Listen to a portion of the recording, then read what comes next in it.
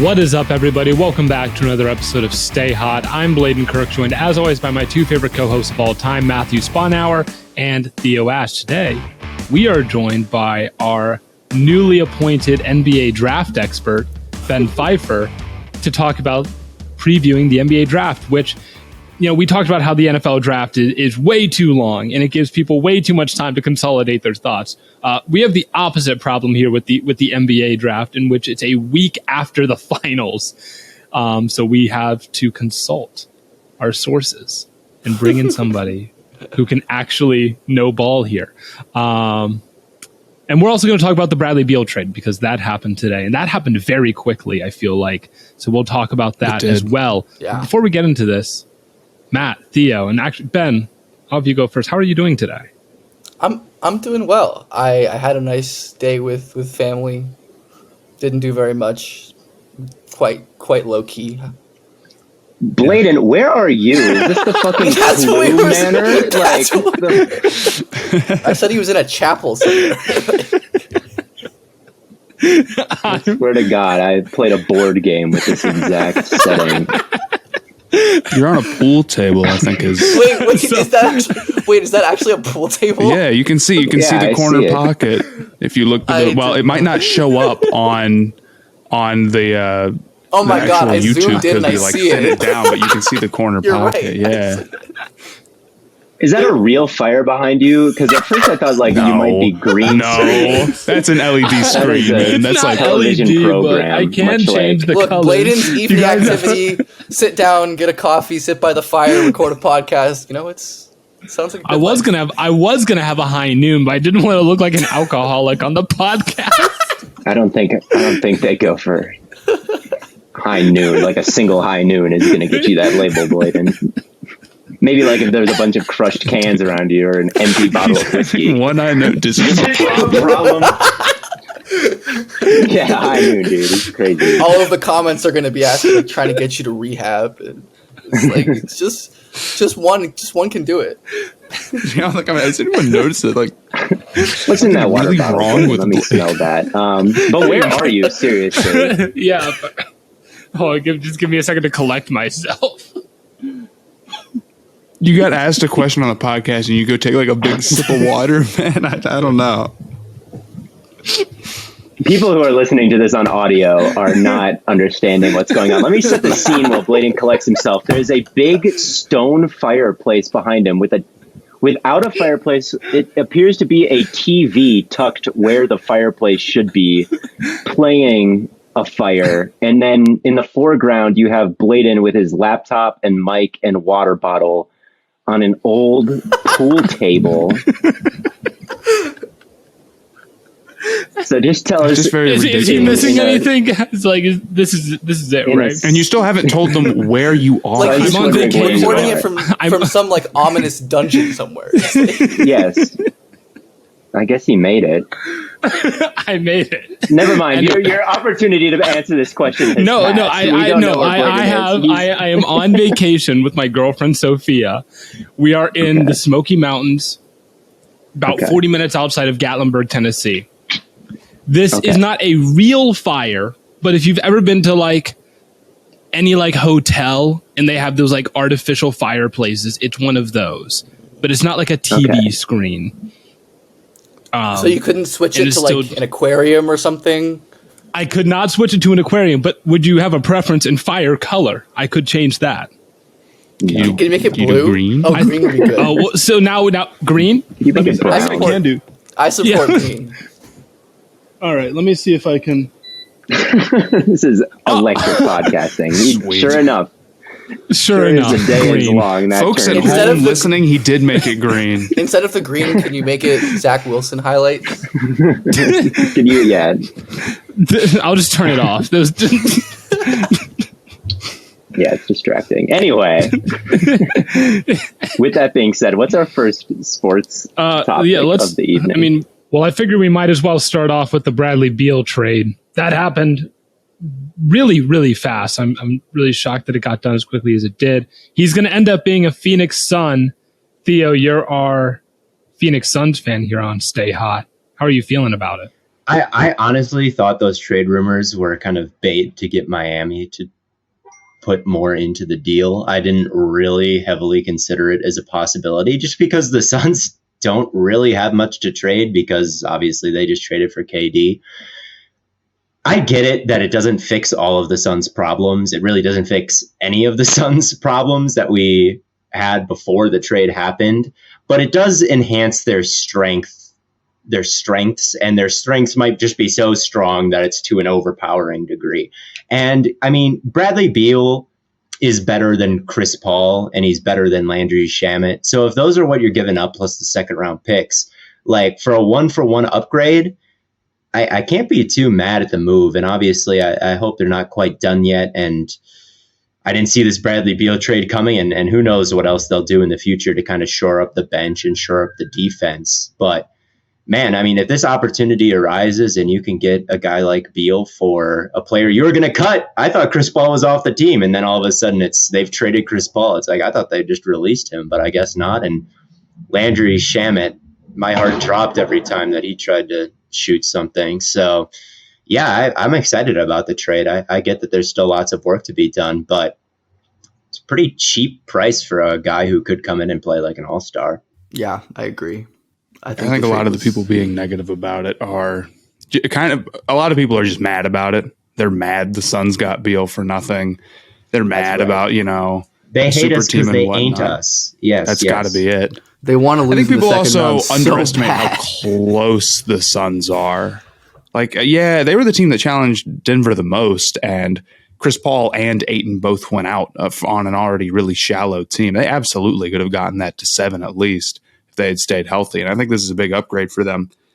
People say, oh, well, this doesn't fix their bench or it doesn't fix their defense. Yeah, but a lot of that has to do with the fact that there isn't a move out there that's going to fix their defense or their bench entirely by just trading Chris Paul. I mean, you put it a good way. It's like, dude, we thought a week ago that Chris Paul got cut, and now he's getting traded basically 1-for-1 or as close to 1-for-1 as you can get for Bradley Beal. And I'm supposed to think that's negative. I mean, and then of course there's the people who will be like, oh, well, there's only one ball. I don't think that has ever been true one time ever. Anytime someone says, oh, there's only one ball, you have too many good shot creators. Team USA would go lose every game if that was something that could actually happen. It just doesn't work like that. It didn't work like that for the Nets, even though they didn't win a title. I promise you it wasn't because of like ball dominance between their 3 stars. It's just... Yeah, that team was ridiculous when they were all healthy. Yeah, they were great when they were all healthy. So I think it's an awesome trade. Whether or not they choose to then go trade Ayton and see if they can like build out a little bit more with him, which I'm not really sure if they can do. Or whether or not they keep him and just fill out the rest of the bench, I don't know. And they're going to have their problems, and I don't think they're favorites over the Nuggets right now. But they could get there if the bench plays well, and I think this is an overall really good move for them. My one question is... Or go ahead, Bladen, but I have a question for Ben about Beal. Well, I have a question for all of you. How did, if the question is, well, Chris Paul was about to get cut, how in the world did the Heat not beat this deal? Because it didn't come down to the Heat beating. There was some report that there was just like something the Heat did not want that was a deal breaker, or didn't want to trade. That was a deal breaker. Gotcha. I don't know who that was. It's a couple of different thoughts. The first one being that the Heat are possibly holding out for Dame. Right. And that's the trade that they want to make. And then also, at the end of the day, it does come down to Bradley Beal, and it's his decision on where he goes if he has a no trade clause. Right. So it's he one had of those two things. The greatest contract of all time. It's up there, man. I mean, really, it is. So I mean, he's like one of the proudest like union workers ever. Like, way to negotiate yourself. Like, that is unbelievable work by Mr. Beal and his agent. Like, he got like a Mahomes contract. Maybe even more. They super maxed him with a no trade clause. Like, yeah, I think he does make more than Mahomes. That's crazy. AAV, because he's better. AAV clearly, probably. He's the better athlete. I cannot believe it. Ben, I know that you're busy with the draft stuff, and we'll get into that. But like, I don't know if you've watched Beal. I have not watched much of Wizards over the last couple of years, to be completely honest with you. Like, what is your assessment of Beal as a player? I know that he was down from a 3-point shooting perspective last year. Like, what do you think he brings as he enters his 30s here? Yeah, I really like Beal. I think he's definitely better than people give him credit for. I honestly think like the main real concern that you like can have pointed to is like his like availability has just been really bad over the last like 3 or 4 years.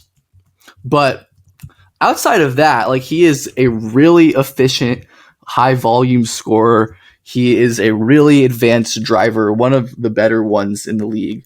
Like last year, I mean, even like this last year, which was like kind of a down year, he was like above league average efficiency on like 30 usage, like carrying the offense for that Wizards team that had zero offense. I think he's an excellent driver. Obviously, he's always been a great like pull-up shooter, and his passing is, I think, good, especially when in Phoenix. Like they're not going to ask him to like run a lot of pick and rolls. I would imagine. I would guess they kind of just have him to like attack off of the catch and like do stuff off of Durant and Booker, or like run the bench offense, which is probably like at this point a much better fit for him. I mean, defensively he kind of sucks, but like I don't know, the Suns already had that problem. Like, yeah, I mean, generally I agree with you. Like I think when you have a chance to like to get a guy like that, you at this price you just do it. And like especially when this like, yeah, the contract's horrific, but like the Suns are trying to win. Like this is their window. Like they're not going to get a better window than this for a long time, assuming like Durant doesn't keep improving somehow. So I think it's a good move overall, and I think Beal is a better player than people are giving him credit for sure. That too, yeah. I do think and it's just. Oh yeah, I was just gonna say like I feel like he got the like oh like you know his team never like made like did anything in the playoffs while he was like the main guy. Well, it's because he's like not supposed to be a main guy. Like that's not a bad thing. I feel like a lot of NBA fans like take that as like a bad thing, like or like oh he sucks because he can't like you know he couldn't lead the Wizards in the playoffs. Like most players can't do that. Like you put I don't know like no offense, like you put Booker in that situation, the same thing probably happens. Like yeah, I mean if you're on a weak team, your odds of advancing are pretty bad, dude. There's only 8 teams that advance any given year. Even if you said all the, the best 8 players all advance all at once, you could still be a top 10 guy and not do that. Beal absolutely is being overextended as a number 1 option. And that kind of ties into what the Wizards did. It's not a good trade. I'm not going to sit here and be like, they did a good job, but it's more a case of they kind of got cornered into doing this. The right call for them was to move off of Beal. The right call was not to keep Beal. And because he had this big contract and because he had this no trade clause that the previous GM gave out, you're going to end up getting a really bad, a really bad package back for him, even when he is probably, a top 30, 25 player, wherever you want to place him. But that doesn't mean that it's bad. I still think it overall signals good movement forward for them. It's good thinking. It's good process to go through the full rebuild.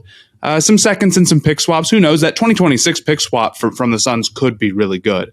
That's not nothing. It could be nothing, but it's a lottery ticket that's not bad to have because you look at their balance sheet and the age of their guys. They could totally be. How long is that going to be good? Right, like they project to be stinky in 2026. And then. And then you got for another superstar. Don't worry. Bradley Beal is going to be running the fucking 8 seed Wizards offense in the West now. It's going to be great. That's right. It's going to be him, and it's going to be true. I don't know who's going to be an old injury prone scorer in a couple of years here. It's going to be like they'll Booker, get like maybe or like Kawhi wearing like 2 prosthetic knees. Like that's a good idea. Paul George, wait for it. There you go. Paul George. Paul George is going to age gracefully though, assuming he stays healthy, I believe. I also think like you'll probably get some value for Chris Paul, or at the minimum, You'll be able to get expirings back for him, so you'll be off of all this money. And that's the big thing. I saw some trades where it's like they might get Ayton, they might get Hero. I kind of don't like either of those. I prefer free up the money, have a bunch of cap space, and then use that to add draft assets next offseason. That's what I prefer rather than locking yourself down to one of these contracts that's bordering on too big to where you even want to trade for it at all. I know Ayton and Hero are solid players, but I'd rather you just went through the whole process of being locked into a contract of a player who's good, but this is probably too big and how that limits you. Get out of that. And I think they did. So I'd be happy if I was a Wizards fan, even if it's a long road ahead. In order to get really good, you have to get really bad. I mean, ask the Spurs. And boy, the Wizards they're going in that direction really as strong as they can. Yeah. But maybe next year they'll be in the position. Yeah, they'll be in the number 1 draft position. And speaking of the draft, that's what we're all great transition really here for. That transition is what great. They pay you the big bucks for. That's something. What's that flex on like Hot 97? With Pusha T, he was like, great intro. That's from like 2011. I don't know what you're talking about. There's a Pusha T freestyle from like 2011. Right before, I think it was right before My Beautiful Dark Twisted Fantasy dropped. Maybe right after, and he was on Hot 97 with Flex. I can't think of it. He did. It's not coming to mind. Okay, whatever. I like Pusha T. It was okay. Anyway. Today's episode of Stay Hot is brought to you by our friends over at Oakley. Express your style and build a look that's made for you. Listen, when I would golf, I would always wear Oakley gear, man, whether it be gloves, visors. I was always decked out, and I would never get to my tee time without rocking Oakley gear. And I've been playing NCAA 14, and guess what you can rock in NCAA 14? You can rock that dark Oakley visor, so you always know that I'm rocking that. Oakley truly is changing the game, and it's time to discover a whole new world of possibilities. Do you run, golf, train, or just want to look like your favorite athlete, Lamar Jackson or Justin Jefferson? Then you need to get yourself a pair of Oakleys today. Here at Stay Hot, we're all about look good, feel good, play good. That's why Oakley is the perfect partner for us. We don't leave our house in the morning without our Oakleys. And with summer just around the corner, that means you need to upgrade your sunglasses game now. Did you know that Oakley even offers prism lens technology? Now, what is that, you may ask? Well, it's proprietary technology unique to Oakley, perfectly suited for both peak performance and everyday settings. Want to know more? Well, you can head on over to Oakley.com and do your own research. And while you're at it, get yourself a pair of everyday glasses that'll be sure to change your look for the better. When you wear Oakley, there really is more than meets the eye. So don't just trust me. Try for yourself. I've worn tons of sunglasses brands in my life. And I can assure you, Oakley is not only the best looking, but the best quality out there. So head on over to Oakley.com for more information today. The draft. I ruined Theo's great transition is what happened, actually. That's why they deduct the big bucks from your contract. You're good. Yeah, exactly. Right. That's why I don't get the Bradley Beal for money. That one. They're making Blaiden take a team-friendly contract. It's like, they're giving him no protection. After that one, yeah. Your PFF grade just went down. Podcaster focus. I don't know. Anyway, now they're putting my money down. Let's get on with it. Yeah, I mean, if we want to talk about the draft, we're obviously going to have to talk about Wemby to start off, right? And he's obviously seen as a prodigy, best prospect since LeBron, whatever. You know, Ben, where do you think, his value among current NBA players, like day one, where would he rank, do you think? I would imagine that he's pretty good day one. I don't know if he'll be an all-star like day one, just because like he's probably not going to be. I mean, I guess in the Spurs they could just give him the ball every possession, like he kind of gets in France. They honestly could do that, but it's going to be less still because he's playing on an actual NBA team with actual NBA players. Though, like the primary goal will obviously be to develop him. They do like want to win and such, so they can't totally do that. But I would imagine he's like quite good on defense right away. I am pretty confident he'll be like quite to very good on defense immediately. And then on offense, I would expect him also to be quite good again. like there might be time to adjust to playing more as like a spot up shooter and like an off ball player, or just like getting out of that like primary initiator, creator, superstar role that he has in France. But I think after that, like, you know, his insane finishing, the coordination and handling at his size, the passing has gotten to a point this season where it's like genuinely really good. Like he's gonna be insane.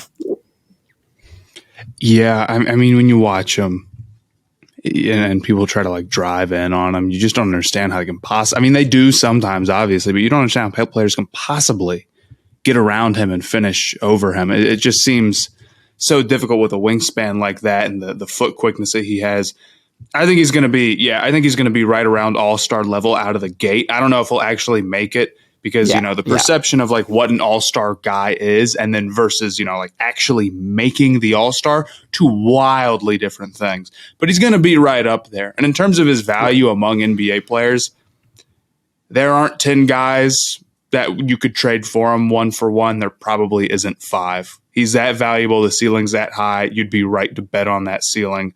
I get the injury concerns because he's thin, but what can you say about Wemby that hasn't already been said? He's unbelievable. At this point, with the injury concerns, it is true that like basically no one with his frame like stays healthy long periods of time. But it is just like a claim without any like real substantiated evidence. Right. He hasn't had any injuries. Well, like he's been durable for his like whole youth no career, players with basically. Wembanyama's frame stay healthy. Like who? I mean, how many? Like, what's the sample size on that? Like if you're comparing him to Ralph Sampson, that's kind of a compliment. Like I don't think that's right. It's just it just seems like a very 1-to-1 thing. I think it's really important too. It seems like it's incredibly important. Like they focused on like the balance and falling and like the injury stuff a good bit with like his training as well. Like on podcasts, they've talked about that, and I've seen quotes about like that being a thing they like work on intentionally. Which I'm sure every trainer does. Like I don't know, but like it's good to, and the fact that he's also like a really like physical player.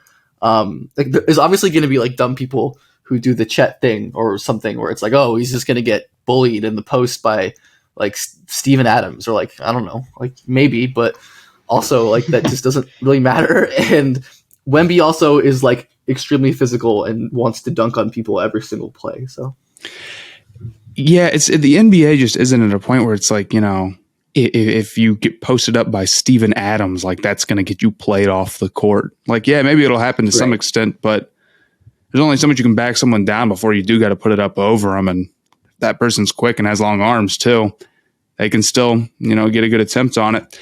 I also think with the injury stuff, like it's incredibly important, but everybody's hurt now in the NBA. This is the new reality, is that nobody plays, nobody can stay healthy. I mean, okay, so Wemby at number 1, he's too skinny, too injury prone. But then at number 2, Scoot has, you know, a play style and a body type that people would say that's also very injury prone. They'd say, oh, you know, he's like Derrick Rose. He's a small guard who jumps a lot. That's like Ja. That's like Derrick Rose. That's like John Wall. So, I mean, do you go down to number 3 after that? It just seems like it's a tough game to play. So unless he's actually had, it's just like a weird thing that people like to do. It's like, which body type is going to get more injured? And I'm like, let's just not hope for that. I also think it's a weird conversation to be like, this is the consensus number 1 overall pick, but let's try and find something like glaringly, disgustingly wrong with him to the point where you all of a sudden now don't think he's are these injury problems enough to where anyone could possibly think that he's not worth. I think a lot of it is like a testament to like the fact that like that's literally the only thing that people can come up with. Like I don't know if you guys like remember like the Luka or Zion draft discourse, but like there were like lots of people that did not have both of those guys number 1. Like Luka especially. Like there were like vocal people who were very out on Luka. Despite that being just like an obviously terrible opinion to have. But like you don't even see that. like there's nobody that like there's like no media hack that has someone else number 1. Like nobody's even like trying to pretend. Right. And I think that says a lot. That's a good point. Yeah. I mean, it's almost impossible to be so good. Like have you seen anyone like seriously arguing against him at 1? Like I legitimately cannot remember seeing that. Not even a talking head show. It's just like no one can possibly believe that. So he's right up there. I don't know what else you can say about him, but he's one of the greatest prospects like Skip Bayless ever. turns the tape on, is like, yeah, this guy's pretty good. Like it's not rocket science. Right. They'll wait till he gets to the league and then he'll drop a stinger, Right. and then they'll start saying it. It's like, yeah. or they'll get to the playoffs. That's when they'll really start rubbing their hands together and be like, Right. I never liked him. Because then they'll be like, well, you're supposed to be the next LeBron. And, I don't know. Yeah. Man. It's going to be disgusting work by the media. But, speaking of those other possibilities at number 2 and number 3, Matt, the Hornets have the second overall pick. You've been saying you want them to take Scoot for the longest, but you fear that they might take Brandon Miller. Ben, is there any reason for Matt to be optimistic if they do take Miller? I mean, he's good. Like, I think this isn't like a Wiseman situation, is how I've described it. Like, he's not bad. Like, Wiseman was like a bad prospect that got taken top 3 for some reason. Like Miller is a very good prospect in a draft with very great prospects. Like, Miller is a legit like shot maker with like pick and roll ability at 6'9", and like he has real flaws. Like, the upside for guys with that skill set is like generally pretty high. But it's like you're passing on someone so much better. But like, Miller is good and is probably going to be a good NBA player. So at least like, if they do draft Miller, it's not like it's not going to be like Wiseman. So, well, so you mentioned you think Scoot is so much better too. Why does it seem like NBA teams hold Miller in such high regard compared to Scoot? I think there are a couple reasons. I mean, one, we don't like 99% of what you see is agent smoke. So who really knows? So how much do we really know? Like who really knows? But I think NCAA bias is real. Like tournament bias is very real. It's just true that like there aren't as many eyes on G League games, and like that's in NBA scouting departments and such too. Like I mean, obviously like quality varies by department, but like people don't watch the G League. Like nobody watches the G League. I would never watch the G League if it wasn't for like having prospects there. So I think there are like genuine blind spots, and like also just like the NBA is just very in on like shooting wings. They always are, despite like quite a bit of evidence that like they aren't the be all end all. Like the best team in the league just won a title with like a giant passing center and like a 6'9" point guard. Like, yeah, like I don't know. Like they don't.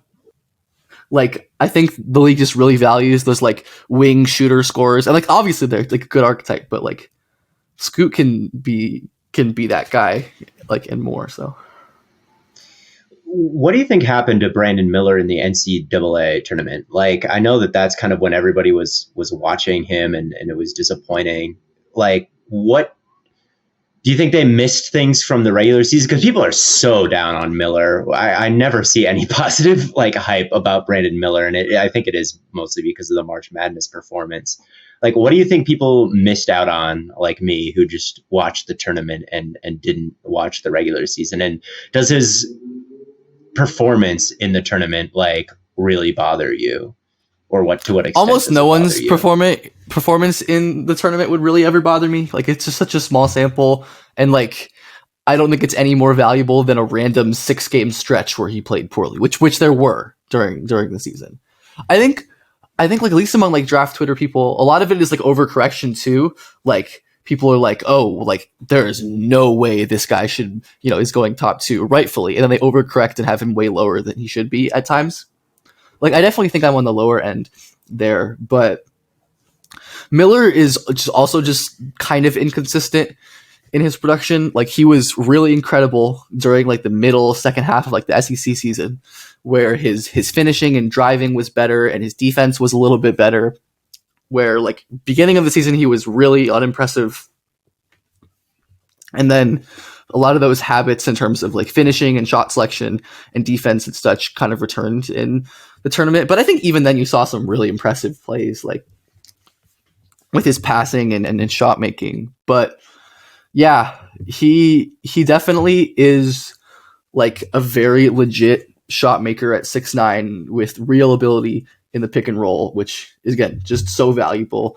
And even if, maybe he doesn't have the highest ceiling because of his lack of great, burst or finishing ability or the ability to decision making consistency, 6'9" guys who could legit be like elite shot makers with passing and passable defense are valuable. So is it a thing in NBA draft circles to have comps? Like, I know that's always something you have to have. Yes. What is your Brandon Miller comp? I don't know if you believe in them. There are plenty of draft people who don't, but I certainly don't. To anybody.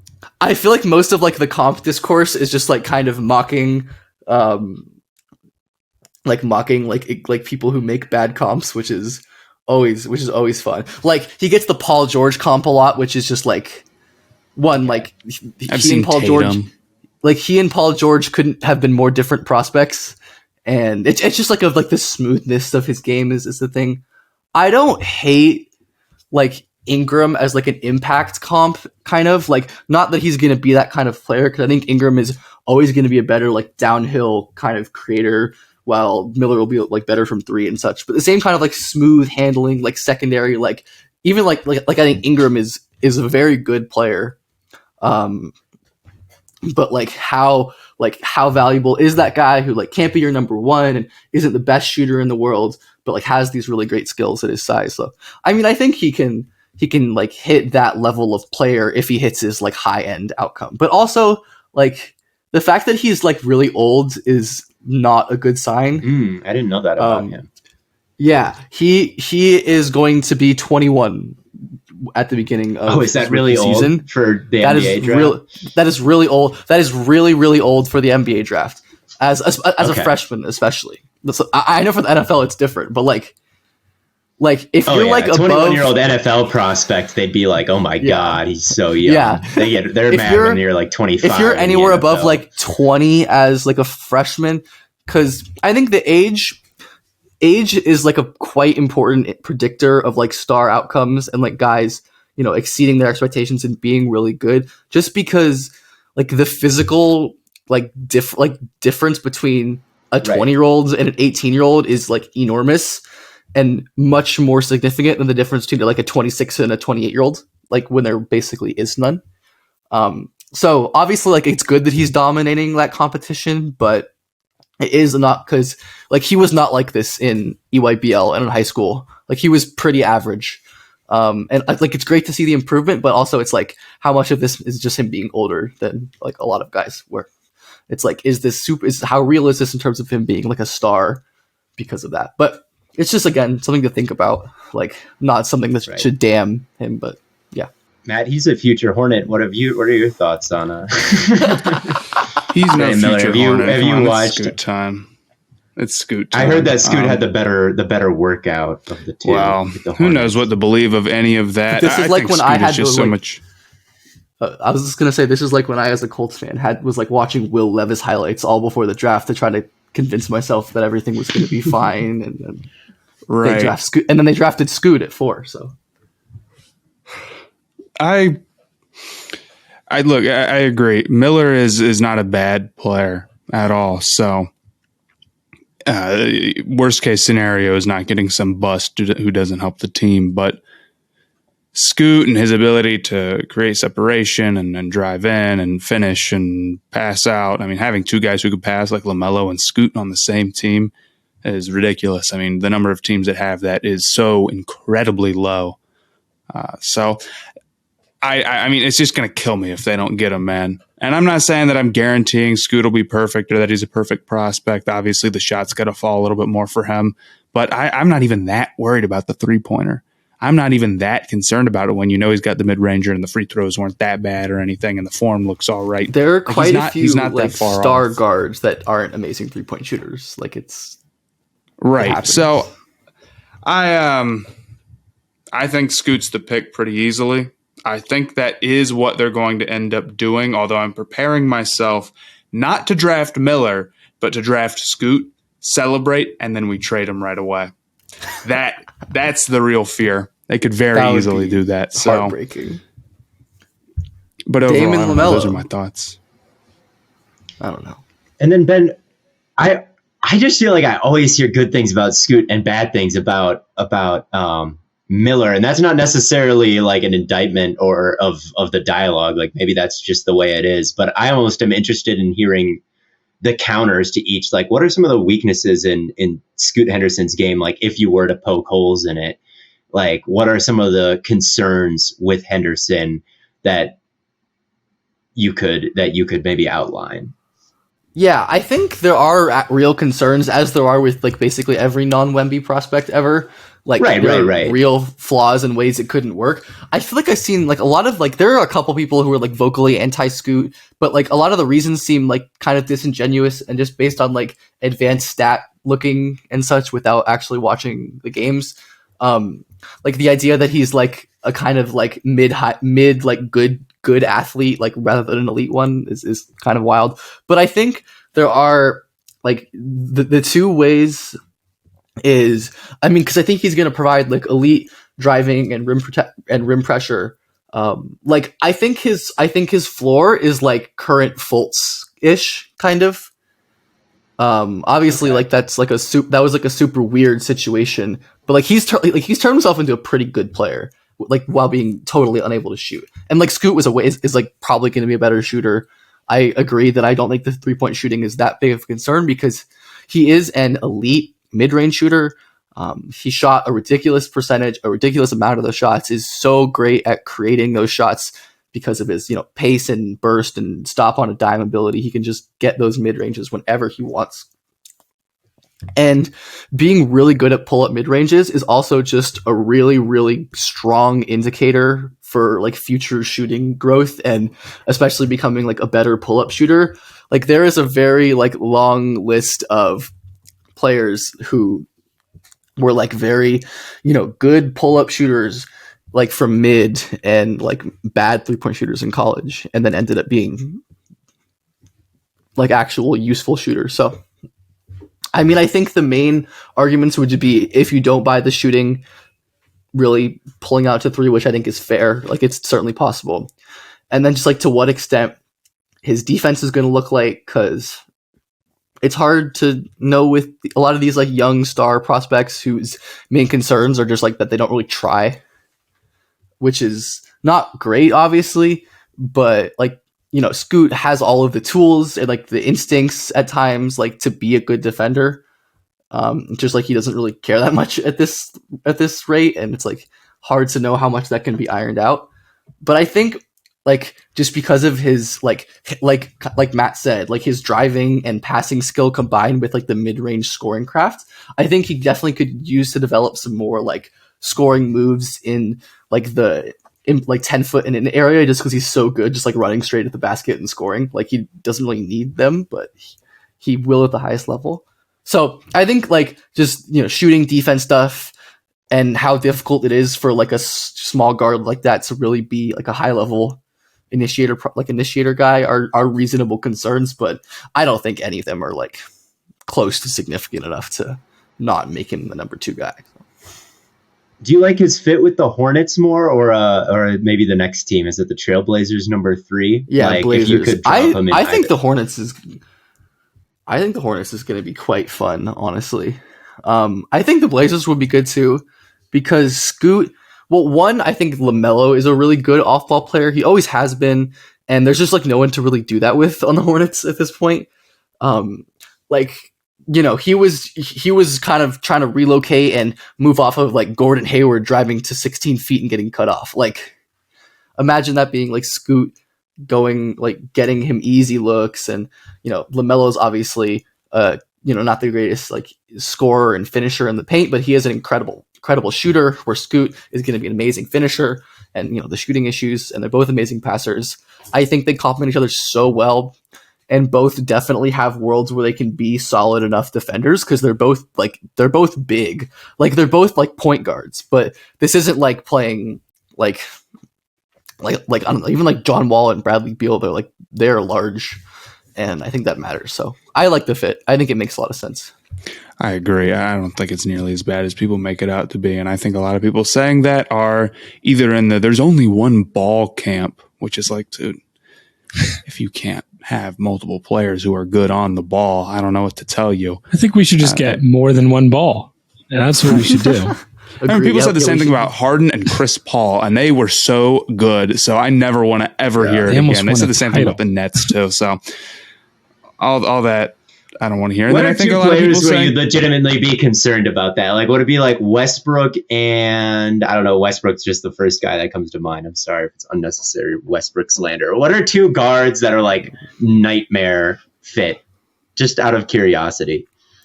With Scoot? Is I mean, probably just not like with Scoot, I would just in say general, like across the league. Oh. Across the league, like what are two guards that you could put next to each other that would just be like nightmare?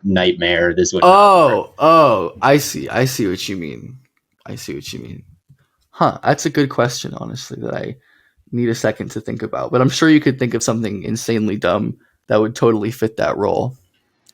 If you put, honestly, like this is like, I think current Chris Paul and current Russell Westbrook are kind of a hilarious fit, even if they're both like still pretty solid players.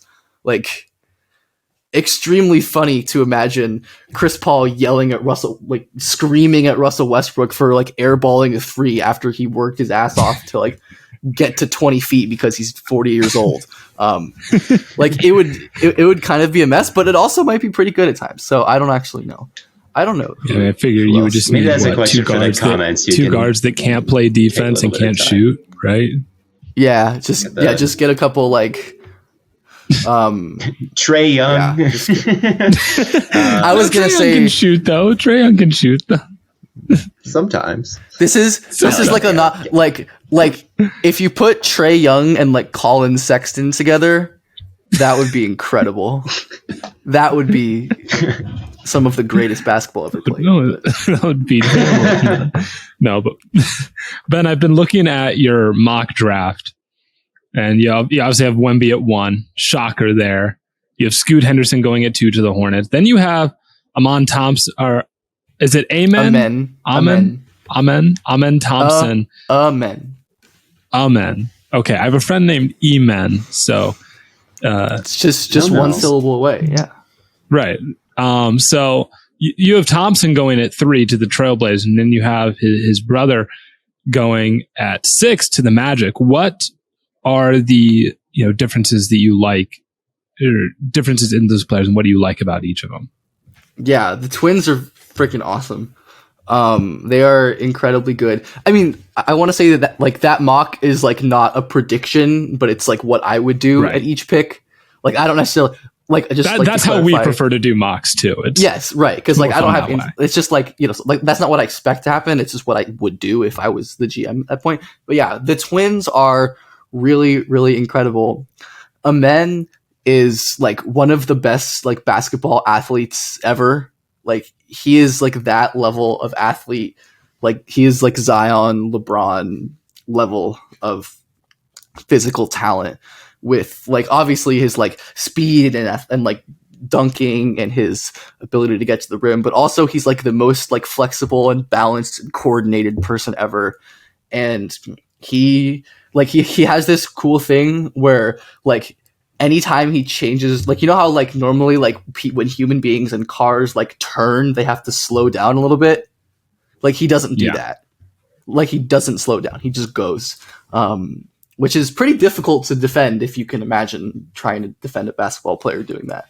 But yeah, I mean, Amen having that skill, but also being an incredible passer, like he is LaMelo-esque as a passer in just like the way that he passes so creatively and just does kind of insane stuff that ends up working out, but isn't always the most polished. I think LaMelo is a better passer, but that kind of style and like those tools give him crazy defensive upside. And even though the jumper is like bad, it is like really bad. And yeah, I was about to ask, like, why doesn't he go number 2 then? Yeah. Well, I talk about this. He is old. He is also old. And I think like the competition level, like the competition stuff is probably like overstated among people who dislike him. But when we're like splitting hairs between him and a guy like Scoot, I think the difference between G League and overtime elite competition does matter. And then, yeah, like the jumper is just really, really bad. Fair. I think his brother's going to be a pretty good shooter, but his jumper is really bad. But I think the thing with like how special of like a driver and a passer he can be is that like the level of jumper, like he just needs to not be Ben Simmons. If he can be not Ben Simmons, I think that'll probably be enough for him to be a quite good player. And then Asar is a very different player. I mean, obviously like pretty similar physically because they're literally twins, but yeah, he is like a more like craft based scorer. He has like a bunch of like mid range fadeaways and pull ups and the step throughs in his bag, and he's a lot slower but a much better shooter than Amen, like someone who's like pretty good shooting off the dribble and shooting off of the catch and all these different things, and is also probably a little better on defense. So he's more of like a complementary player type because he doesn't have that insane like scoring or passing upside, but he is like insanely athletic still with like real skills and like tools. So they're both insanely good, and I definitely think they should both go high. So.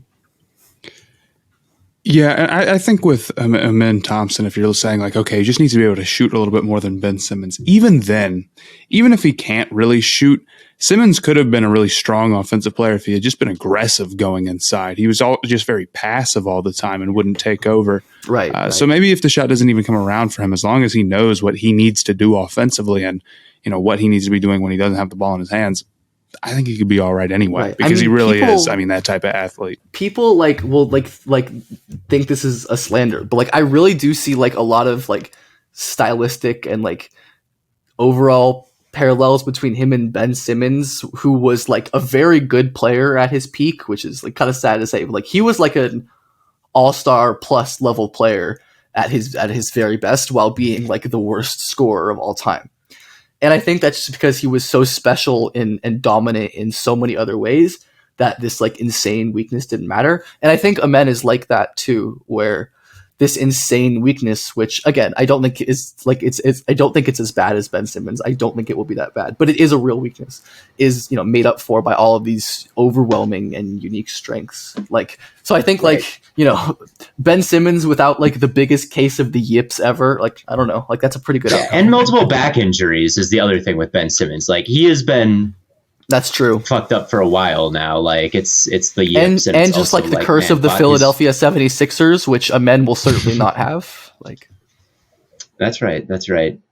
He'll go to a nicer fan base who maybe isn't quite so intense. I don't know. There's a concoction of things that went wrong in the Ben Simmons era, but I definitely think injuries played a big part of it, and hopefully the Thompson, and hopefully every player can avoid injuries, because injuries suck. But right, I see what you're saying though. Like you don't need shooting is nice, and it definitely I could see how not having it knocks you out of like the Scoot and the Wembanyama range, obviously, but can't discount elite athletes.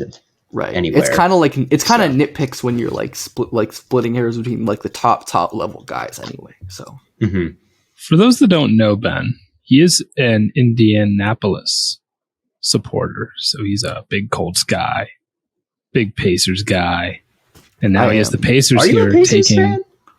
Yeah, I am. We were talking about this. I guess I never thought about that. I don't. I'm not like ever met a Pacers fan in my life. That's literally what they said. They literally said the exact same thing, and I said that I get that often. But no, I am like, just because of like the fact that I've like worked in and covered the NBA and basketball for so long, like you kind of like lose your real fandom. So like I like the Pacers and I root for them. I like root for them casually, but like anyone who's worked in like sports media or on like the team side will like know that like it kind of kills your like homerism, like your homer fandom, for better or worse. So I don't really like well, I not love for all the of us. Not for, like I love the Pacers. I know and, some like, people perhaps on this podcast who I would not go fucking I would not Browns, say man. that for. We're winning the goddamn Super Bowl. I like I love like the Thad Young, George Hill, Paul George Pacers, but like I don't they are like I am excited because they haven't had a pick this important in a long time. And I am definitely nervous, but I am I enjoy football but I'm like fairly casual. Like I watch content like yours to get to pretend that I have smart opinions on football and such. But like, I am so much more of a Colts fan. Like, I still will like think about the fact that Anthony Richardson is on the Colts and just like get happy for a second. Like, Good. Real. Good. That's real. I can't believe it. I still can't believe that happened. Like, It's Do gonna you be need a awesome. moment? Just sit back, relax, and wait about 3 years, and then it'll all be okay. That's when it hurts. It hurts. It was good. But anyway, Facts. you have. What were you going to say? I think you were transitioning, Yeah, Bladen, and then I was just so rudely interrupted. moving on to in the my point. shock. Well, because the Pacers have the in this shock. The Pacers have the 7th pick this year, and like you said, this mock is a representation of what you would do. And as a Pacers fan, you have them selecting Walker. I'm just curious as to what your justification is for that, or why you. yeah, Jarris Walker, Houston freshman, is a really awesome player. I mean, at that point, he was like definitely like the best talent available. Like, I think it's a top five guy in this class. Firstly, because of his elite defense. Aside from Wemby, he's probably the best defensive prospect in this class. Because it's not really fair to put anyone on his level at this point. But Jarris, as a legit 6'9", 6'10", super strong, super vertically explosive, just a genius defender who is so good, like defending in the post as well as defending the perimeter and like playing off ball, getting steals, jumping passing lanes, like rotating from the weak side for blocks and to protect the rim. He's an amazing rim protector, and on account of his like size and frame, he's not like the quickest guy ever, but like he doesn't need to switch onto guards. Like, it doesn't have to be his role. But like, I assume he he's has a 5, legit right? Like a center.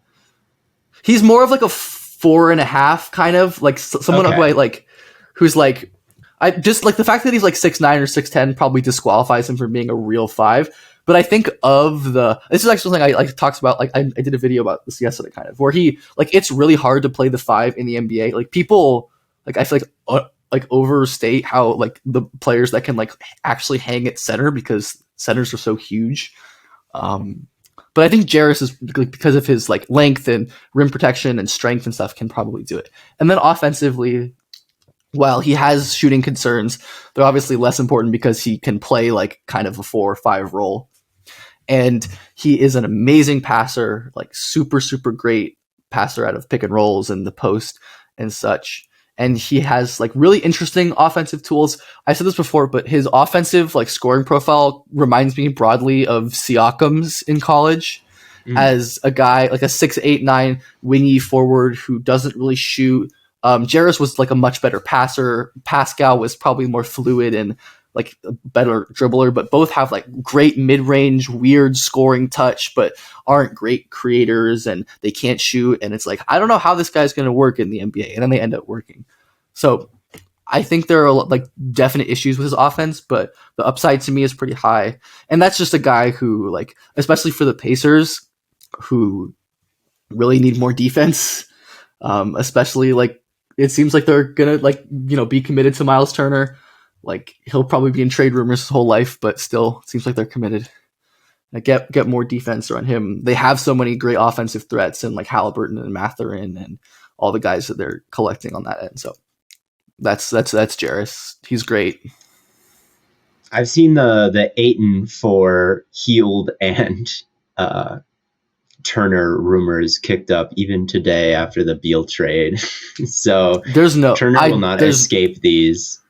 Yeah, no matter where he goes or what he does or how much time passes. I can't imagine they do that. I mean, I know they were interested in Ayton last offseason. It feels like a bad move for like both teams. I don't know. Actually, no, it would probably be good for the Suns, but I would be happy, but I just can't imagine that Ayton gets that kind of package in return. Like, everyone wants Buddy Hield and Miles Turner. Like, every contender would want those. Why would you? Ayton, who looks like he's on. They've been trying to get Miles.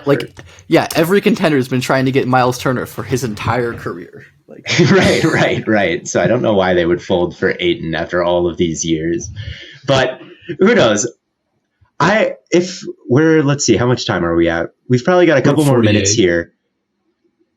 Could you speed run maybe your top your lottery of your mock draft and maybe give like a couple sentence summaries on some of these guys that we haven't talked about? And that'll probably bring us on home here, huh? Yeah. Yes, I can for sure do that.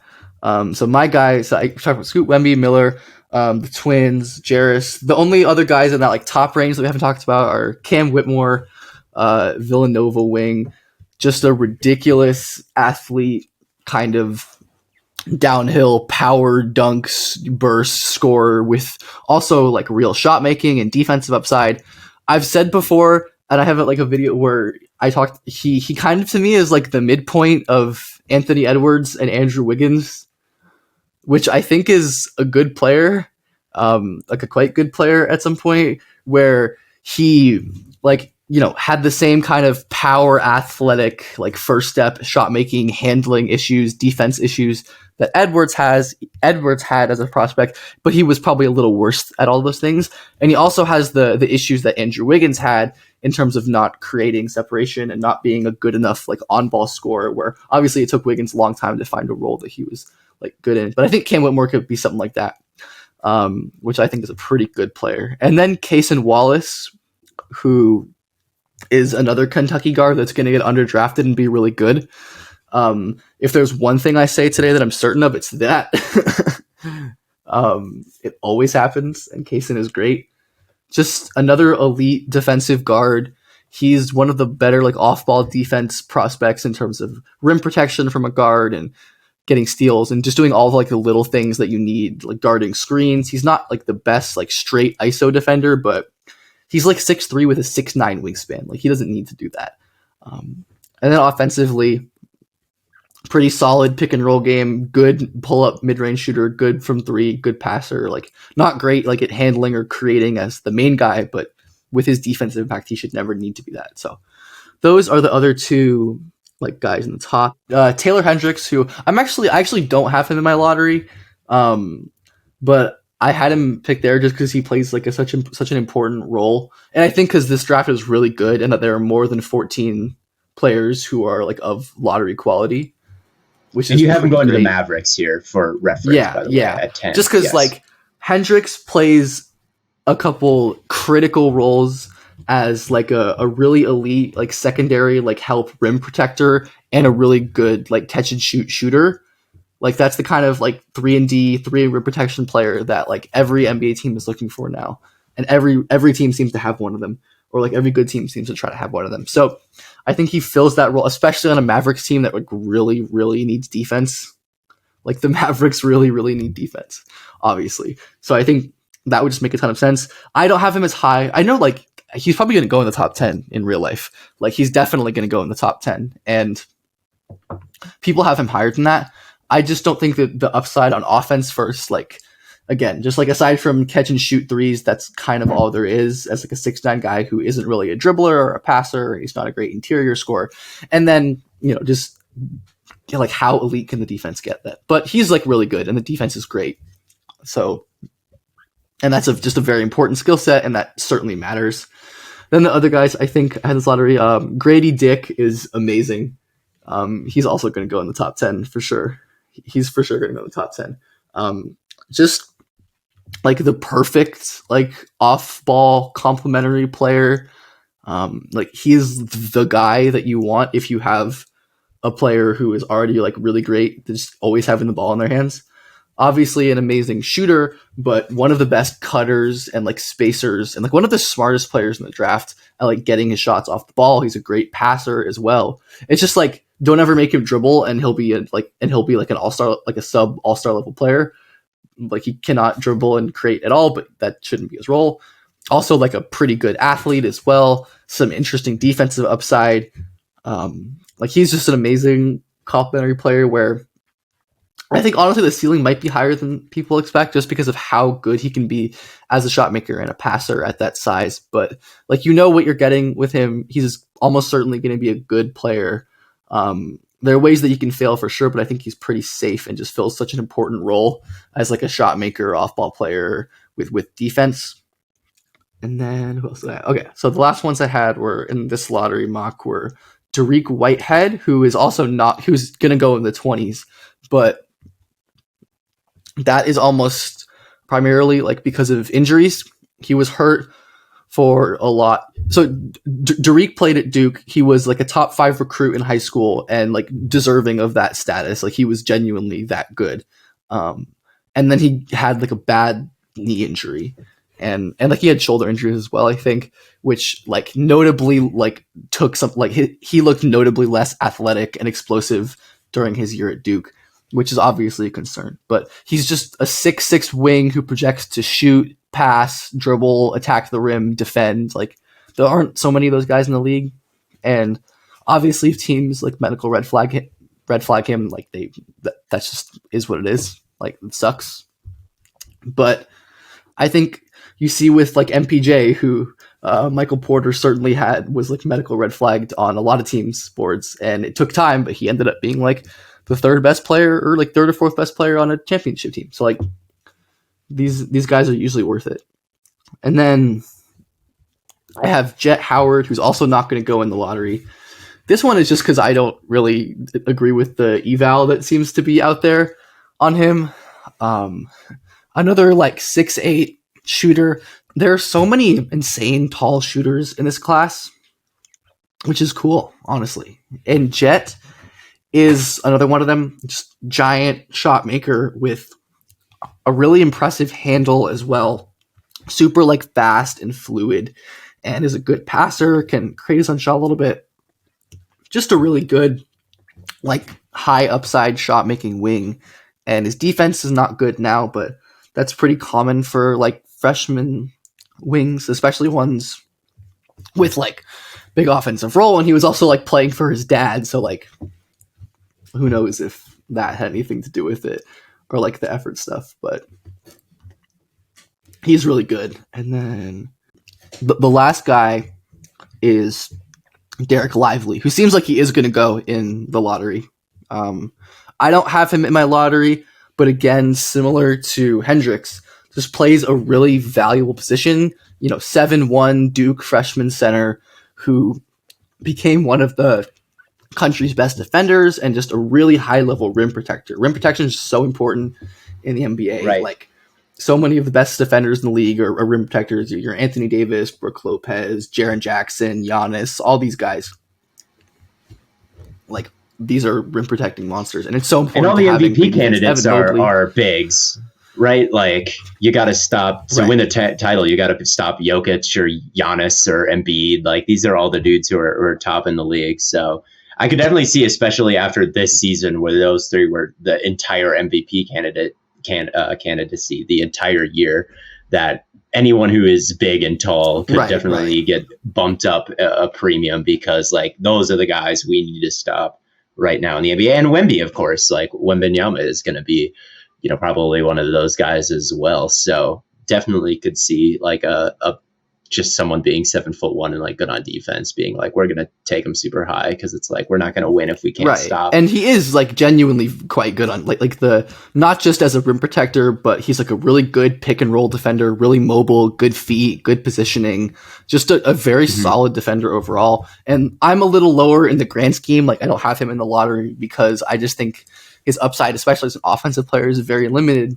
But again, if you're a team that, like I think New Orleans, who has a ton of offensive firepower, but just no rim protection and no like big defense, where all you need him to do is catch and dunk and pass occasionally, and that's enough.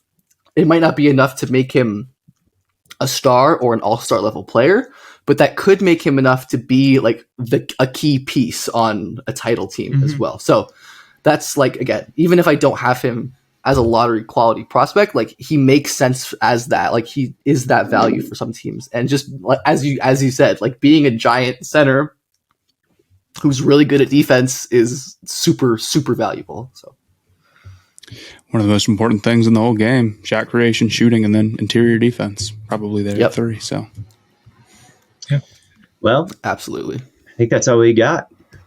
I do think so. I know a lot of people have gotten used to the mailbag that we've been having at the end of these episodes, but we had an opportunity to talk to Ben here about the NBA draft with it coming up so soon. We of course couldn't pass that up. So thank you, Ben, for joining us. It's been an absolute blast. Make sure to let everyone know where they can find you on socials, and check out some more of your content. Yeah, I am a big fan of yours, and I enjoy your football content.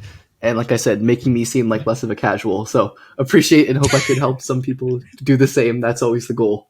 But yeah, you can find me on Twitter at BJPF_. That's where I'll have all my stuff. Like I have a YouTube channel that's just my name, Ben Pfeifer, where I post like draft and basketball related analysis, like the mock draft that Blaiden has been referencing.